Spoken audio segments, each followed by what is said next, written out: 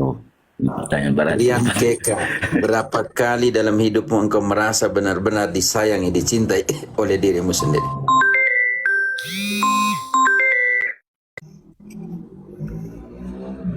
Jarang kok. Mungkin kali ini yang jarang sekali dan mungkin saat inilah, saat setelah ya 2 bulan terakhir setelah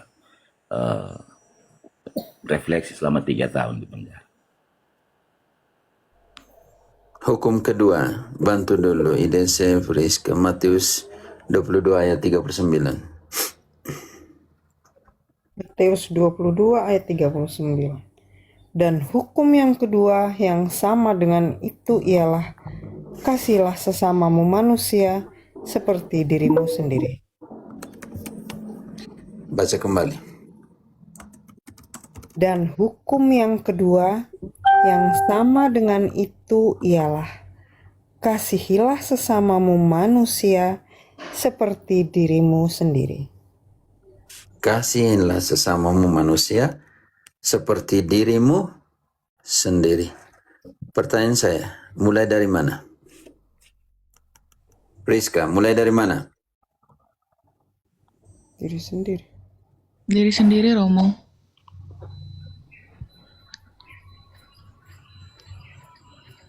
Rian, sejak kapan engkau mencintai dirimu sendiri?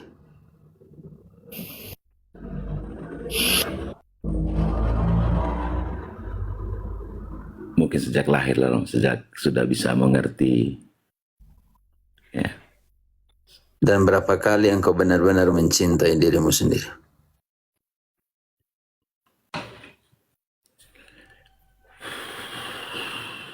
Karena engkau tidak bisa memberi dari apa yang engkau tidak punya. Kalau pertanyaan ini untuk saya, apa yang saya harus buat? Pertama yang kau harus buat adalah belajar mencintai dirimu sendiri. Siap. Yang kedua, dari keraguan akan menimbulkan ketidakpercayaan.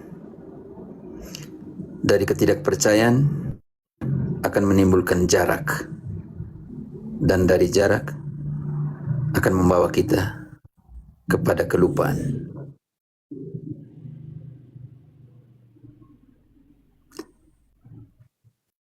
Tanpa mempertanyakan apa alasan istrimu karena itu istrimu, menikah gereja, melakukan itu. Saya tidak sampai kepada alasan yang mendasar, dan itu engkau harus dapat bimbingan dari Pastor Proki untuk memberikan permenungan, refleksi hidup untuk engkau. Tanpa harus mempertanyakan engkau di room ini, apa perasaanmu selama ini. Tetapi saya hanya mau katakan satu hal.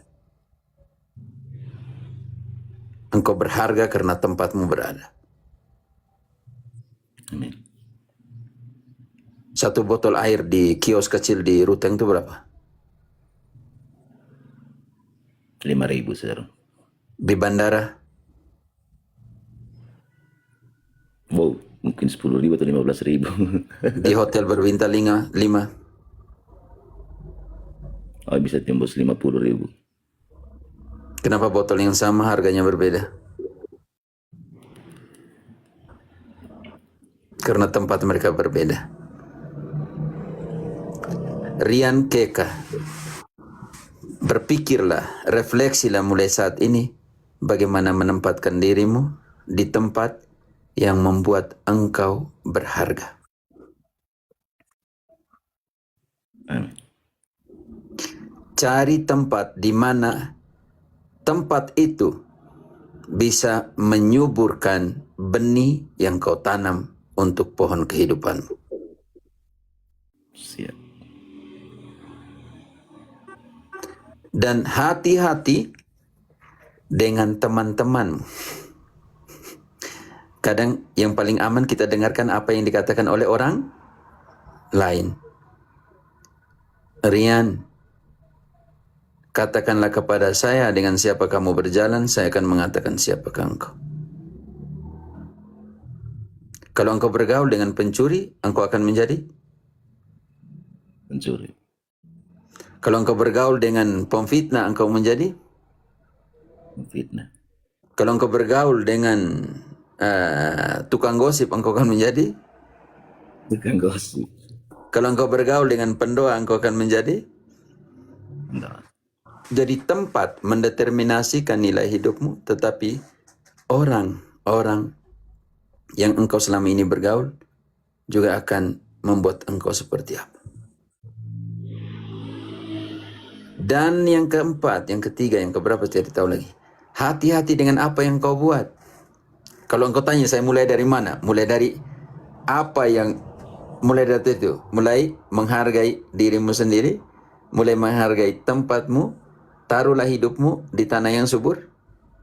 Mulai lihat orang ini membuat saya berkembang atau tidak berkembang dalam hidup. Dan yang keempat, hati-hati dengan apa yang kau buat. Kalau setiap hari engkau mencuri, engkau akan dinamakan. Pencuri. Kalau setiap hari engkau menggosip, engkau akan dinamakan. Gosip. Kalau setiap hari engkau berdoa, engkau akan dipanggil. Mendoa. Jadi kita adalah apa yang kita buat. Hati-hati dengan apa yang kau buat dalam masa-masa krisis seperti ini. Dan bukan hanya krisis, tapi kritis seperti ini. Ya. Dan yang kedua, yang keberapa, yang terakhir. Yang ini tempat jogur ini, kalau saya isi sampah, dia jadi tempat sampah. Kalau saya isi makanan, dia jadi tempat makanan. Artinya, nama dari tempat ini bergantung kepada apa yang saya isi di dalam. Hati-hati dengan apa yang kau isi di pikiranmu dan apa yang kau isi di hatimu sekarang ini. Itu akan mengubah identitasmu. Apakah engkau menjadi pendendam karena engkau isi dendam di dalam hatimu? Apakah engkau mengisi cinta di dalamnya dan engkau akan dipanggil pencinta? Apakah engkau isi di pikiranmu, hatimu, semua yang kotoran, maka engkau akan dipanggil sebagai tempat sampah. Tetapi kita ganti metodenya. Gelas yang sama ini, kalau dia isi air, harganya berapa? Rian. 5.000. Saya tuang airnya, saya ganti dengan Sopi, Manggarai. Berapa harganya? 30.000. Betul. Kenapa gelas yang sama harganya berbeda?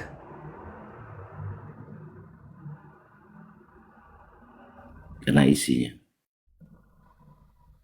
Rian, Keka, apa yang ada di dalam dirimu mendeterminasikan nilaimu. Ya. Itu langkah yang pertama yang kau bilang, apa yang saya harus buat? Kalau itu cinta sejatimu, pasti Tuhan akan kembalikan. Apapun sedihnya, sakit hatimu. Karena apa tadi dalam 1 Petrus 4 ayat 8? Kasihilah, terutama satu sama lain, terutama kasihlah satu sama lain seberapa kasih menutupi pelbagai dosa. Engkau punya level tinggi sekali. Tetapi semoga engkau dalam hari-hari krisis dan kritis ini selalu ada di dalam pendampingan Pastor Proki yang lebih dekat di situ. Oke? Pian Kek. Ya. Karena tempat itu mendeterminasikan identitasmu. Ya. Izin Pater. Hanya sekedar berbagi. Saya juga minta naik tadi hanya untuk berbagi saja juga. Apa yang saya alami selama ini, selama saya di dalam sampai saat ini. Awalnya entah kenapa ayat yang muncul dalam kitab suci yang saya buka pertama kali saya waktu di penjara itu langsung muncul di Roma 2 ayat 6. Tolong dibaca. Sehingga saya langsung Roma 2 ayat 6. Iya saya. Roma 2 ayat 6, ia akan membalas setiap orang menurut perbuatannya. Baik, terima kasih. Itu yang menguatkan saya sejak di awal saya jatuh kemarin, Pater. Sehingga saya berpikir bahwa apa yang saya alami saat ini merupakan buah dari yang saya tanam kemarin-kemarin. Itu hal yang pertama. Yang kedua, terkait dengan kekatolikan saya. Rian Keka, Saya- sebentar, ayat-ayat itu bagus, tapi kau baca sampai 16-nya. Siap, Pater. Baca 16-nya dulu, ide saya langsung. Hal itu akan nampak pada hari bila mana Allah sesuai dengan Injil yang kuberitakan akan menghakimi segala sesuatu yang tersembunyi dalam hati manusia oleh Kristus Yesus. Bukan hanya perbuatan, tetapi apa yang ada dalam hatinya. Siap. Itu cemas. Itu urusannya Tuhan Allah. Makanya tadi saya bilang, kalau mau rubah harga hidupmu, rubah apa yang ada di dalam botol itu. Harganya akan berubah.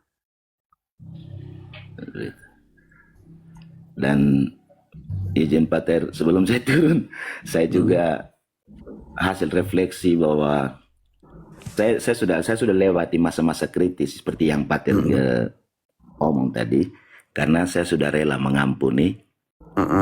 Karena saya berpikir tidak mungkin Tuhan bisa mengampuni dosa-dosa saya kalau saya juga tidak bisa mengampuni orang. Sederhana saja dalam doa Bapa kami, itu yang saya pegang. Itu yang kedua. Yang ketiga, bagaimana saya belajar dari Bunda Maria terkait dengan saya kebetulan dikuatkan oleh novena Hati Maria Tak Bernoda. Terjadilah padaku menurut kehendakmu. Sehingga sejak 3 tahun lalu sampai saat ini, bahkan ke depannya, saya akan tetap pasrahkan semua pada Tuhan. Biarkanlah kehendak Tuhan yang terjadi dalam hidup saya.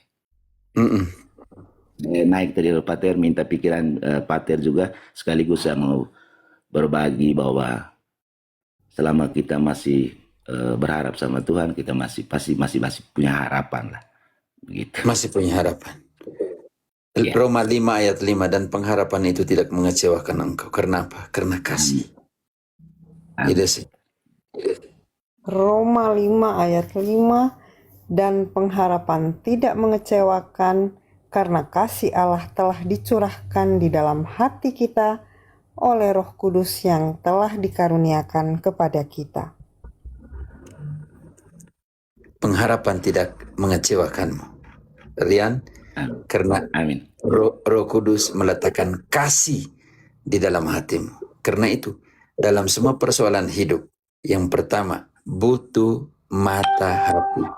Efesus 1 ayat 18. Di dalam semua persoalan hidup, bagaimana mengatasinya? Butuh mata hati.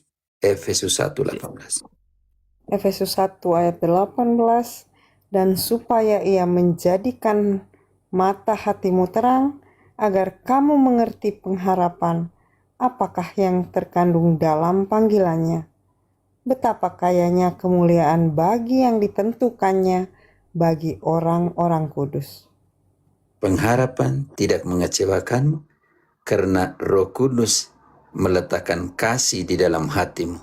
Karena itu engkau butuh mata hati untuk melihat seluruh pengharapan sebagai panggilanmu.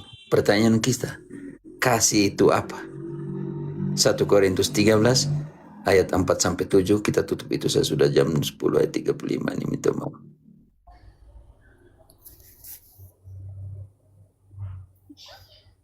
1 Korintus 13 ayat 4-7. Kasih itu apa? Kasih itu sabar, kasih itu murah hati, ia tidak cemburu, ia tidak memegahkan diri dan tidak sombong. Ia tidak melakukan yang tidak sopan dan tidak mencari keuntungan diri sendiri. Ia tidak pemarah dan tidak menyimpan kesalahan orang lain. Ia tidak bersukacita karena ketidakadilan, tetapi ia bersukacita karena kebenaran. Ia menutupi segala sesuatu, percaya segala sesuatu, mengharapkan segala sesuatu, sabar menanggung segala sesuatu. Karena hukum baru yang diberikan Yesus, Yohanes 13 ayat 34 adalah apa?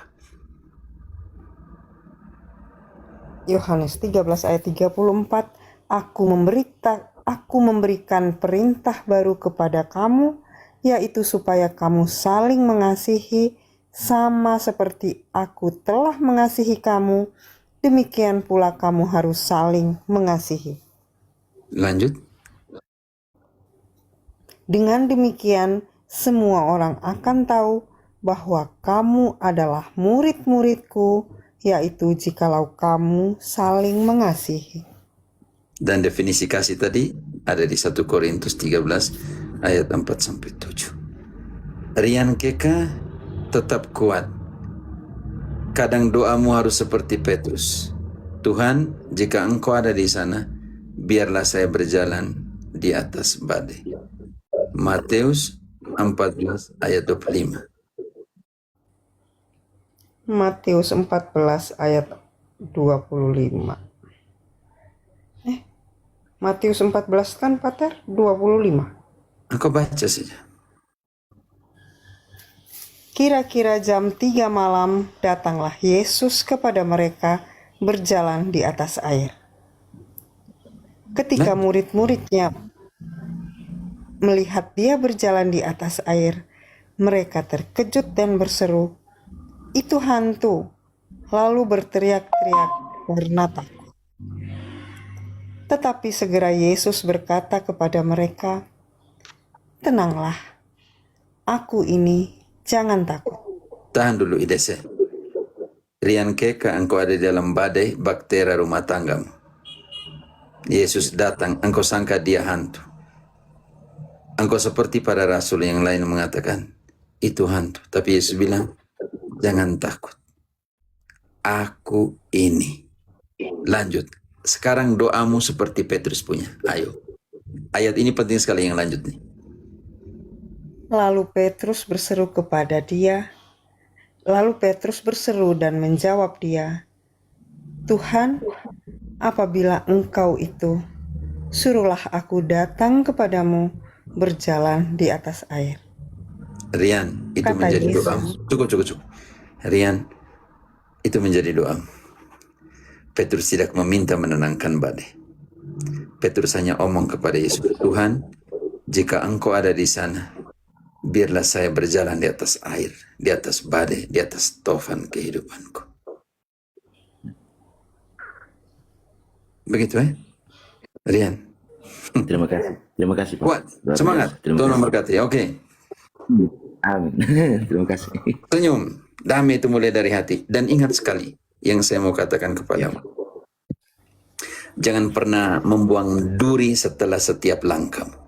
Sebab engkau tidak pernah tahu. Mungkin engkau akan kembali dan kembali tanpa kasut. Dan engkau harus menginjak duri-duri yang engkau buang setelah setiap langkah.